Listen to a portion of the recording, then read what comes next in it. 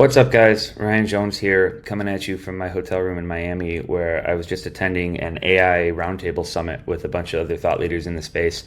And one of the topics we kept talking about was how AI is going to necessitate the shift from keywords to topics, or sometimes maybe entities, or topical authority was a term, the keyword that kept coming up a lot in our discussions. And essentially, what that means is because AI isn't just giving you a list of websites that contain a keyword, it's generating an answer. We have to start optimizing less about keywords and more about topics. And what I mean by topic is, in addition to the keyword we want to rank for, what are the other words? What are the other things? What are the other topics that people are mentioning in regards to that keyword? And so I want to go through a couple examples here about how our old way of thinking and our old methods of doing keyword research maybe aren't as good as they could be, and then get into a couple examples on how SERPrecon can help with this. So I'm going to pick on a couple competitors here. Sorry, not sorry. And honestly, through no fault of their own here, I'm just going to use them as an example. So one of the things I've done is I've gone to a keyword research tool here. I won't say who it is. You can see them on my screen. And I typed in the keyword MozCon. And you can see it gave me a whole bunch of related keywords to MozCon. It gave me 2023, 2020, 2019, right? All these other keywords. But if I was writing an article about Moz's conference, MozCon, I wouldn't want to talk about 2019, 2020, the 2021. Those wouldn't be the keywords I'd optimize for. There's no search volume around them. And in fact, the only reason there's search volume here is likely because somebody left them in their rank tracker. I don't think there's this many people searching for previous conferences from that many years ago. I think there's just still rank trackers running from the SEO tools where they're showing up in those impressions and generating false impressions. So the reason I'm using such a dated example here where we can see all these old dates is because when we do keyword research for a term that doesn't have dates in it and we get these results, how do we know they're recent and relevant?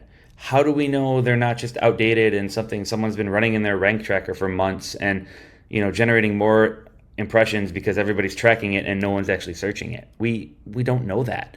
And that's one of the problems I set out to solve with SERPrecon. So you can see I ran a report here for MozCon, the query. And if we go to our SERP competition page, we can look at everybody who ranks. And one of the things we do for the people who rank is we extract all the keywords from everything that ranks. And so here's obviously from their homepage, but here's someone that did something about being a speaker and the keywords that they talked about and the entities that we extracted from that article that someone wrote about the conference. And we can see we get more concepts here. We get more topics. And so one of the things SERPrecon does is we show you the top extracted keywords. So if I was, and you notice I didn't get them here, right? If I was going to write an article about this isn't very helpful to me in a keyword research tool. But if we look at ours, okay, in addition to saying the name of the conference, I should write about speakers and tickets and SEO and share a voice and search engine methods, right? And comparing search results. If I go over here to the associated keywords, or basically two-word combinations that we look at, right? N-grams. We see with challenging obstacles, ranking everything, ranking higher, the search landscape, right? We get all these cool keywords, agency partners, agencies and brands. We get all these topics that can help inform the content in the article I want to write about that is way more useful than what a lot of keyword research tools spit out. And how do we get that? It's because we're analyzing the content of everybody else's website that's ranking for this. What are the other people in the industry talking about? What are the places talking about?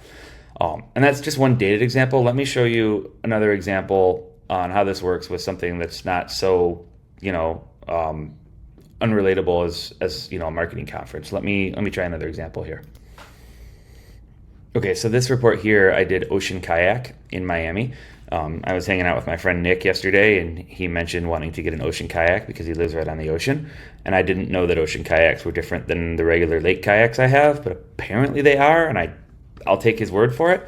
So I typed that in to see who ranks for it here, and then you can see all the results here. But again, when we look at the things, okay, the Malibu brand, right? We can look at summer. We can look at adjustable seats. That's something I need to know.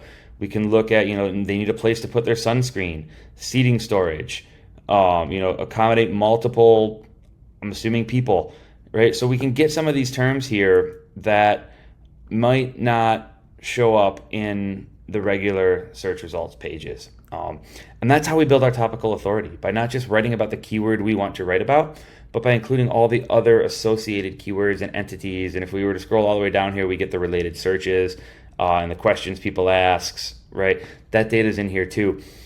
And that's how we build our topical authority. That's how we increase that, by writing about all the right things. And so I'll keep this video quick. I hope it was super useful and helpful. Love you to give SERPrecon a try, and let us know some of the techniques you're using to help increase your topical authority.